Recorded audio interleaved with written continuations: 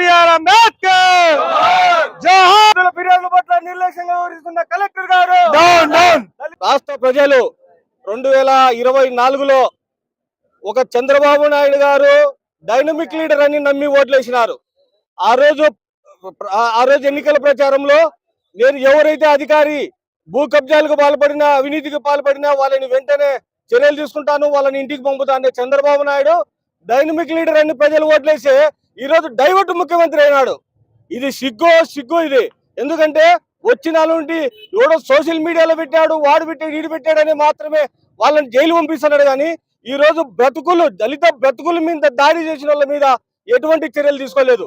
అలాగే బద్వేలు తాలూకాలో అట్లూరు మండలంలో ఒక ఎంఆర్ఓ ఈశ్వరయ్య అనే వ్యక్తి అనేక మంది మిలిటరీ సైనికుల భూములు అక్రమంగా అన్యాయంగా ఆన్లైన్ ఎక్కించాడు. అదే కాకుండా అదే మండలంలో రెవెన్యూ అధికారులు ఇంకొక శ్రీవాణి అని ఒక ఎంఆర్ఓ కూడా 250 సర్వే నెంబర్లో 200 ఎకరాల పైన అగ్రకులస్తులు కట్టబెట్టింది. అదే కాకుండా ప్రొద్దుటూరుకు సంబంధించిన నజీర్ అహ్మద్ ఆయన కూడా భారీగా అవినీతికి పాల్పడినాడు. వీళ్ళందరి మీద చర్యలు తీసుకోకుండా ఈ రోజు ఈ రాష్ట్ర ప్రభుత్వాన్ని ప్రశ్నిస్తారేమని చెప్పి, ఇవన్నీ అడుగుతారేమో అని చెప్పి మెల్లిగా భయపడిచ్చేదానికి రాష్ట్ర ప్రభుత్వము ఈ యొక్క అరెస్టులు, ఈ యొక్క నోటీసులు ఇవ్వడం ఇది చాలా పొరపాటు. నేను ఒక్కటే చెప్తున్నా, వీళ్ళందరి మీద ఫస్ట్ చర్య తీసుకోవాలి. చర్య తీసుకోకపోతే రాష్ట్ర మాల మహానాడు తరఫున నీ క్యాంపు కార్యాలను కూడా ముట్టడించడానికి మేము సిద్ధంగా ఉన్నామని ఈ మీడియా మిత్రులు అలా తెలియజేసుకుంటున్నాను.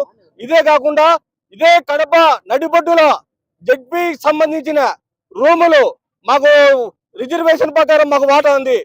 మీరు మీడియా మిత్రులు కూడా ఇక్కడ స్థానిక ఎమ్మెల్యేని అడగండి. ఇక్కడ ఏదైతే జడ్పీ ఆఫీస్ రూములు ప్రభుత్వ రూములు ఉన్నాయో అక్కడ మాకు ఖచ్చితంగా రిజర్వేషన్ ఉంది. కానీ మాకు ఇవ్వకుండా ఒక ధనికుడైనటువంటి బీరం శ్రీధర్ రెడ్డి గారికి అక్కడ రూములు కేటాయించడం జరిగింది. వాళ్ళకు సిగ్గుంది అని అడుగుతానా? ఏమయ్యా బీరం శ్రీధర్ రెడ్డి ఏమన్నా పేదవాడా, ఏమన్నా మాదిగనా, ఏమన్నా మాలనా, లేకుంటే ఏదైనా తగ్గు కులాన్ని జాతివాడా, ఈయన జాతివాడా? ఎందుకు ఇస్తారా అతనికి? ఎట్టిచ్చారు మీరు? నోటీస్ ఇవ్వకుండా, ప్రజల ప్రెస్ మీట్ పెట్టకుండా, టెండర్ పద్ధతి లేకుండా ఈవిడ అన్యాయం కదా? మీకు సిగ్గు అనిపించలేదా? కొన్ని రోజులు చెత్త పంచాయతీ, కొన్ని రోజులు ఏదంటే అది ఏదో ఒకటి తీసుకొచ్చి ప్రజలను డైవర్ట్ చేయడం తప్ప మిగతాది ఏమి లేదు.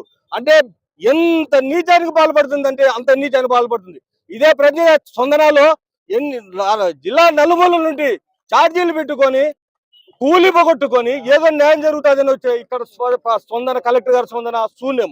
ఒక్కటి కూడా జరగలే. నేను ఒక నేషనల్ పేషెంట్ గా నేను 4 సార్లు ఇచ్చిన ఇక్కడ. ఆమె ఏ ఒక్కటి కూడా స్పందించిన పాపాన పోలేదు. ఎందుకు అంత మా పట్ల నిర్లక్ష్యము?